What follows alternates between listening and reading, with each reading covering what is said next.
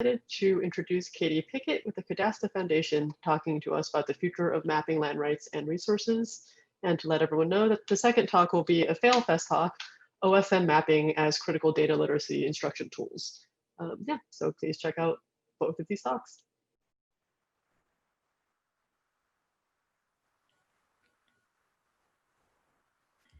Can everyone hear me okay and see the screen?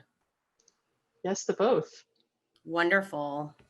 I'll just keep my video off just for connectivity for those around the world. Sometimes it can be difficult to have it all in at the same time.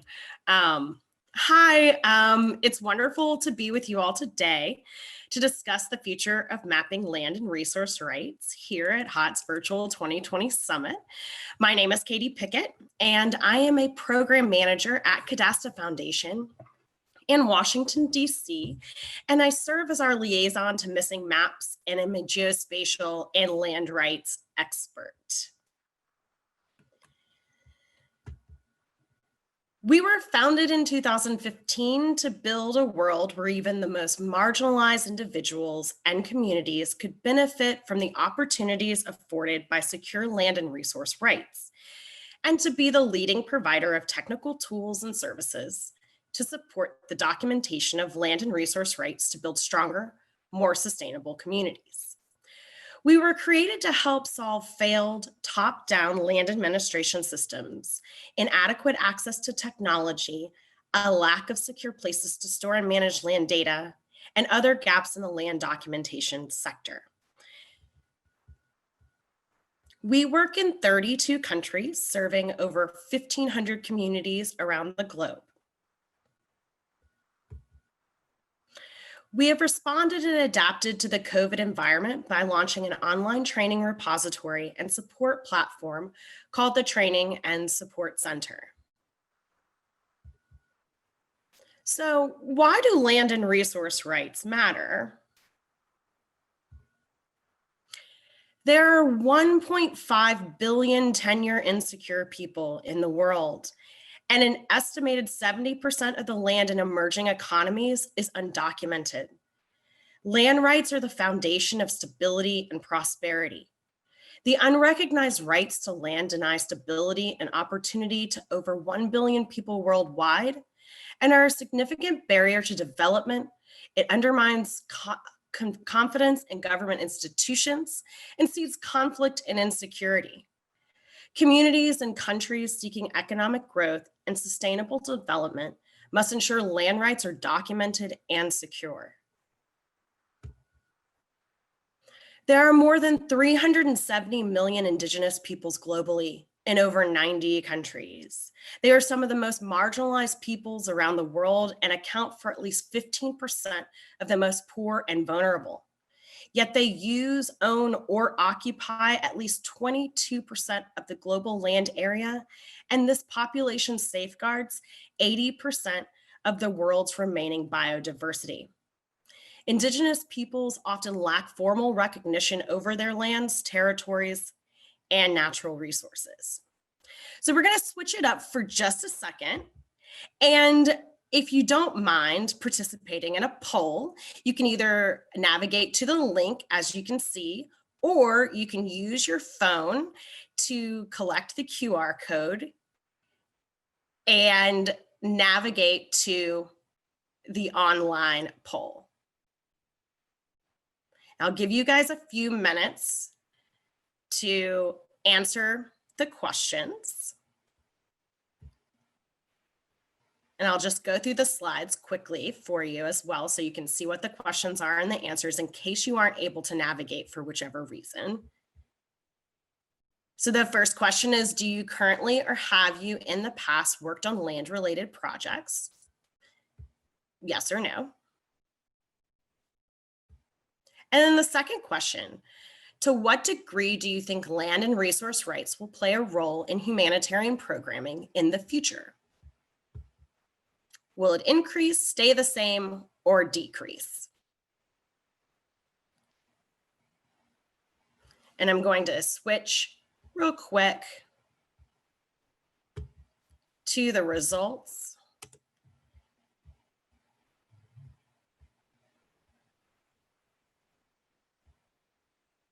Okay. I'm going to give you guys 1 more minute or so, okay?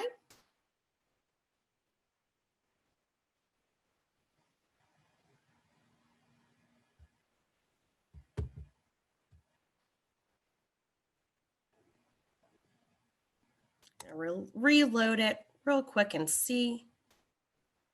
Oh, great. We've had a few more. So for this first answer, it's looking like almost 50-50. Almost, okay. It's interesting. Okay, and then we're going to see if you think it will increase or stay the same. Okay, I like that. It's good to see that there's no one's really saying decrease. That's good to know and see that there's confidence in increase in funding and use of humanitarian resources for land. So I'm going to switch back over to the presentation. Thank you guys so much for answering those 2 poll questions. There is an unparalleled need to document and strengthen women's land rights, further a number of key development goals, and reinforce the idea that women are equal partners in building their families and communities' future through the use of location technologies. Land tenure underlies resilient food systems, supply chain transparency, women's empowerment, and sustainable resource management. Many communities and indigenous groups around the world rely on community and customary lands for their livelihood, food, and cultural and religious practices. Much of indigenous peoples' land is under customary ownership, yet very few governments formally or legally recognize their lands. Improving land tenure security and supporting indigenous peoples' community-based initiatives for increased resilience and livelihoods are critical to reducing poverty and hunger, increasing gender equality, and protecting their environment for climate change mitigation. When women are named on land documents, either informally or formally, it is a critical step toward increased decision-making and improved income, health, and educational outcomes for their family. Gender equality and women's land rights are core to our mission, and we believe global technologies and services should be implemented to help women map, document, and manage their own claims to land, property, and housing, using these data to advocate for strengthened rights. Local officials, such as community leaders, tribal elders, and chiefs, leveraging tools in their communities, should include women in the process of land rights documentation. Communities can increase female land rights by training women data collectors on tools that promote the inclusion of women in the land rights training and documentation processes. The same can be said for governments. Governments can use land rights technology tools to ensure that women are informed of their rights and have equally documented rights to their homes and properties.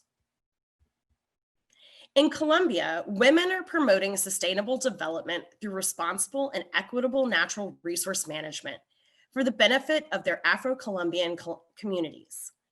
Women leaders have worked with over 50 female community associations in 17 communities across 4 regions of the country, mapping community boundaries to track land titling processes of over 5,000 Afro-Colombian households. Clarifying and strengthening rights to agricultural land is critical to livelihoods around the world. There are an estimated 570 million farms worldwide, the majority of which are smallholder and family farms lacking secure land rights. Farmers, cooperatives, and agribusinesses can leverage land-focused geospatial technology and training to quickly document and manage data on plot size and land use, land claims and governance structures, supply chain traceability and transparency, water access points, and other features.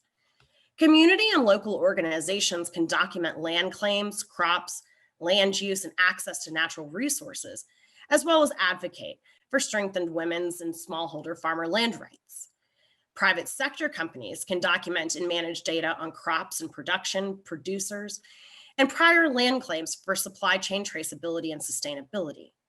National and state governments can overcome the constraints and challenges imposed by traditional land administration systems to more efficiently document, analyze, and manage rural and agricultural property data. In Mozambique, they are promoting climate-smart agricultural projects and are capturing and managing land information, including local-level data collection efforts intended to illuminate linkages between smallholder farmers, supply chains, and property rights. Excuse me. Studies estimate that over 50% of land in sub-Saharan Africa is governed by customary practices. However, most governments do not recognize customary land tenure or community land ownership, with even less having the community and customary boundaries mapped. The insecurity of community and customary land tenure makes these communities' indigenous groups susceptible to evictions, land grabs, land disputes, and resource extraction. When documenting community lands, our partners take a bottom-up approach by using participatory mapping techniques that include all stakeholders, including women, elderly, and youth, as well as various interest groups such as farmers, herders, and forest dwellers. Local communities can document, map, and manage their land claims and advocate for strengthened land rights. Indigenous groups can map their community boundaries and defend their claims to resources such as water, forest, and spiritual sites.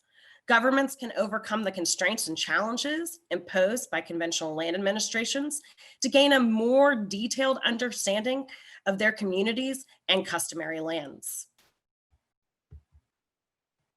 In Kenya, they have been documenting their indigenous lands to support their rights over parts of the Mau forest, which is currently considered state forest, and are using the data to further their advocacy efforts and to support their land management practices. As you can see here, 2 communities have documented almost 8,000 hectares for over 3,500 indigenous peoples. In India, the Mapping Indigenous People and Local Communities Land in Jharkhand and Orissa states of India activity was part of IFAD's Integrating Indigenous Peoples' Lands and Operations program and was implemented by our partner Pradhan. The main goal of the project was to better integrate geospatial data into Indigenous peoples and local community land initiatives. A fully integrated GIS for offline participatory mapping of community and individual forest rights was used, and the initiative's technical solution provided for monitoring and evaluation to address land disputes and ad hoc challenges through dashboards such as this, with which local implementers and international funders used to monitor over 7,000 individuals in Jharkhand and Orissa states. In Indonesia last week, they began collecting village boundaries, cultural, and natural resources and land use data for villages with their community members. I will leave you with this video, and thank you so much.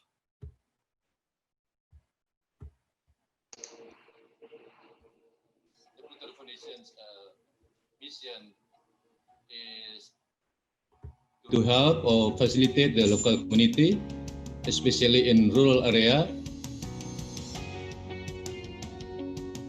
In this work, we work with the local community in Lombok Islands, so it's part of Indonesia, to do the village mapping boundary. And we use the Cadasta fund to conduct the household samplings. We're gonna use the Cadasta tool for the household survey and village mapping. Can demonstrate or show to the community their lands and also their land use, their resource in one map. We hope that after we help the community with the planning, community can solve and find the solution by themselves, or increase their resiliency and become less vulnerable.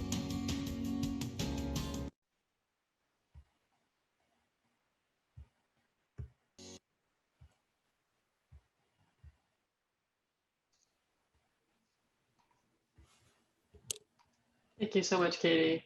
I think we're going to move questions to the chat, and please definitely put those questions in the chat.